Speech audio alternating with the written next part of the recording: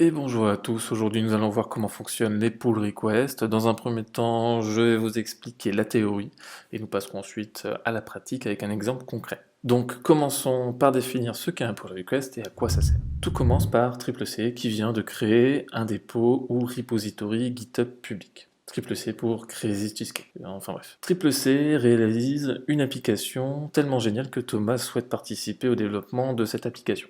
Pour cela, Thomas devra commencer par effectuer ce qu'on appelle un fork, qui va cloner le projet et créer un repository sur son compte. Il pourra ensuite cloner le projet en local pour effectuer ses modifications et effectuer un push sur son propre repository. Une fois satisfait de son travail, il pourra proposer ses modifications à C, qui aura alors la possibilité de commenter la demande de modification pour effectuer des rectifications, de refuser la proposition ou encore de l'accepter. Thomas devient donc un des contributeurs car oui, il peut y avoir plusieurs contributeurs, ce qui permet notamment d'avancer plus vite sur le projet. Nous allons maintenant passer à la partie pratique et nous allons pour cela commencer par installer le logiciel GitHub. Une fois installé, on va du coup se connecter, donc pour ça on va se rendre dans le GitHub Desktop Préférences et on va du coup se loguer. Donc on va renseigner notre nom d'utilisateur ainsi que notre mot de passe. Et une fois qu'on est connecté, on va du coup se créer notre premier projet. Vous cliquez donc ici, on va lui donner un nom, je vais l'appeler pull request. Description, ce n'est pas nécessaire, à moins que vous vouliez en rajouter une. On va également renseigner l'adresse du repository local. Et ensuite, on appuie sur Create Repository. Voilà, donc notre projet a été créé.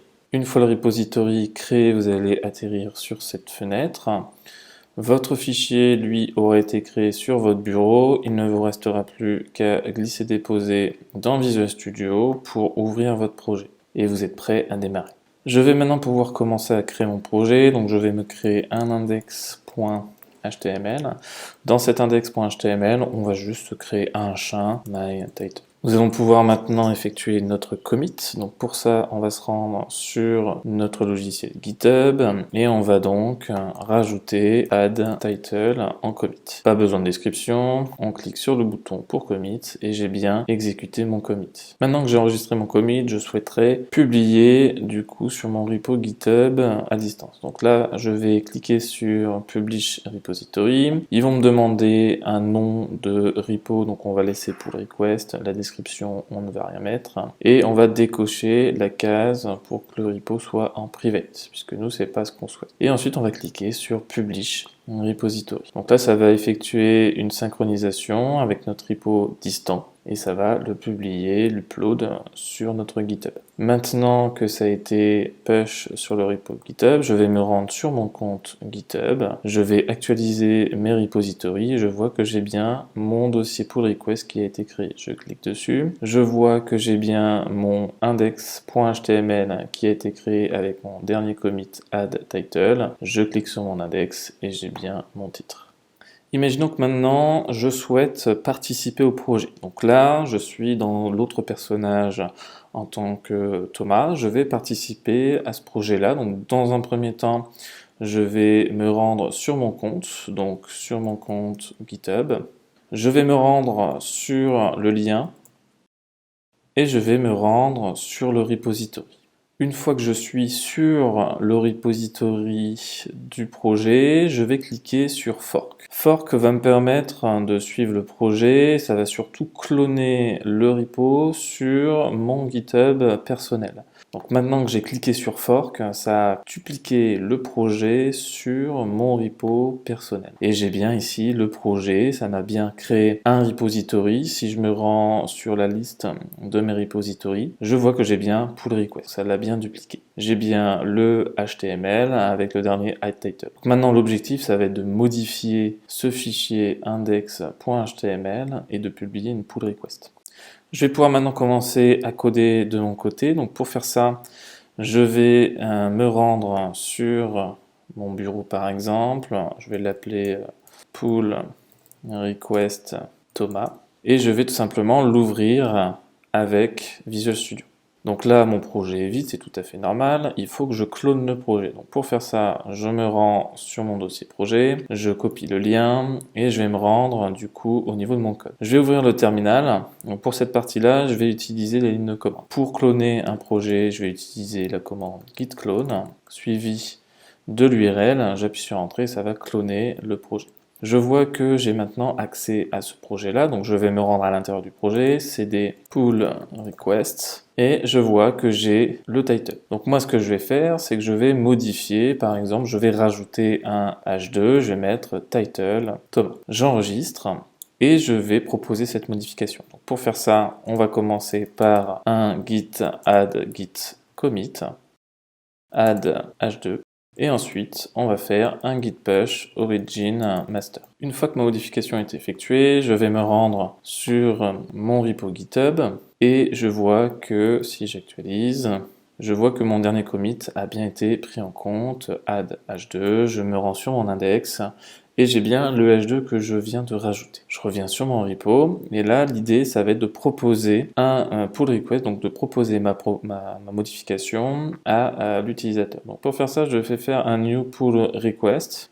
Ici j'ai le récapitulatif des modifications que j'ai effectuées. On a également un indicatif sur le repo principal, sur la branche sur laquelle on souhaite effectuer le repository, donc je pourrais très bien le faire sur une branche différente. J'ai également mon propre repository et également mes propres branches. Donc l'idéal ce serait de faire des branches différentes, mais pour cet exemple-là, on va simplifier et le faire sur le master. Une fois que tout est OK pour moi, je vais faire un create pull request. Donc dans ce create pull request, je vais pouvoir rajouter un titre, mettre des commentaires, et une fois que c'est bon, je vais pouvoir envoyer ma proposition.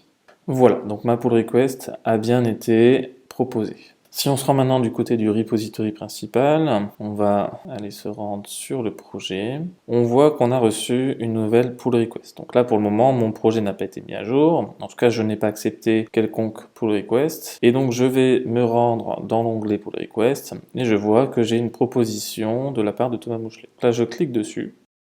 Et j'ai la description de la proposition de la pull request. Donc j'ai le titre du commit avec son identifiant et je vais pouvoir, si je le souhaite, aller regarder les changements qui concernent cette pull request. Donc si les changements me conviennent, je vais retourner ici pour merge sur mon repository principal. Lorsque je fais ça, je vais confirmer le merge. Une fois que le merge a été accepté, je vais me rendre sur mon code et je vois maintenant que le dernier commit qui a été ajouté, c'est celui de Thomas avec le add h2 et effectivement, on a bien le h2 qui s'est rajouté. Si je veux mettre à jour mon code, puisque là c'est le repository GitHub qui a été mis à jour, mais au niveau de mon code, je n'ai pas les dernières modifications. Donc pour mettre à jour mon code, je vais tout simplement faire un fetch au niveau de mon logiciel et je vais faire un pull origin. Une fois que le pull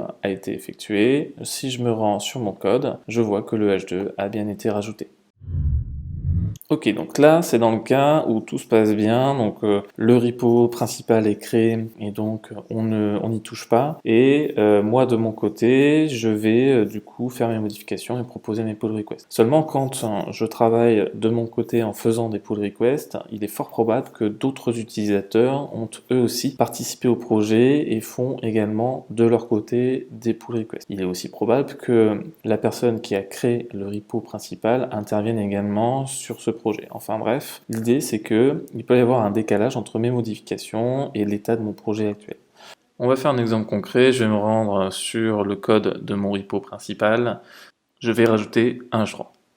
Je vois que côté GitHub, il a détecté mon changement, je vais donc effectuer un commit, je vais ensuite pull mon code, et je constate que sur mon GitHub, le changement a bien été pris en compte. Côté Thomas, je vais également effectuer une modification. Je vais donc me rendre du côté de Thomas et je vais rajouter un h4. Je vais ensuite effectuer un commit. Je vais également push sur mon master. Et quand je me rends sur mon compte GitHub, je vois que mon commit a bien été pris en compte. J'effectue donc mon pull request et lorsque je valide, on me dit qu'il y a un conflit. Il vient du fait que sur la même ligne, il y a un h4 qui a été rajouté par le repo master, et AH3 qui a été rajouté par Thomas. Je me rends donc sur le repo principal master et je vois que j'ai bien reçu la pull request. Je me rends sur la pull request et on m'indique qu'il y a un problème à résoudre. Je peux choisir soit de garder l'un ou l'autre ou de garder les deux. Je vais donc pouvoir résoudre cette erreur en effaçant les commentaires en trop. Une fois que l'erreur est résolue, je vais valider la résolution de mon erreur et ensuite je vais pouvoir valider la pull request et faire un merge sur le master. Et donc voilà, je viens de résoudre le conflit. Je vais ensuite pouvoir retourner sur mon code et faire un pull pour afficher le résultat. Donc nous allons recréer la même situation en effectuant une modification du côté du master en ajoutant un H5. Nous allons maintenant nous rendre du côté du code de Thomas et plutôt que d'effectuer des modifications sans prendre en compte celles qui ont été effectuées par les autres personnes, nous allons rajouter un remote upstream avec l'URL du repository master du projet. Nous allons ensuite pouvoir effectuer des pulls sur notre remote upstream, ce qui va nous permettre d'importer les modifications effectuées entre-temps et ainsi d'éviter les conflits. Voilà, donc c'est tout pour cette vidéo. Je vous mets en description les liens utiles et les lignes de commande pour l'ajout du upstream. Je vous dis à très vite, ciao.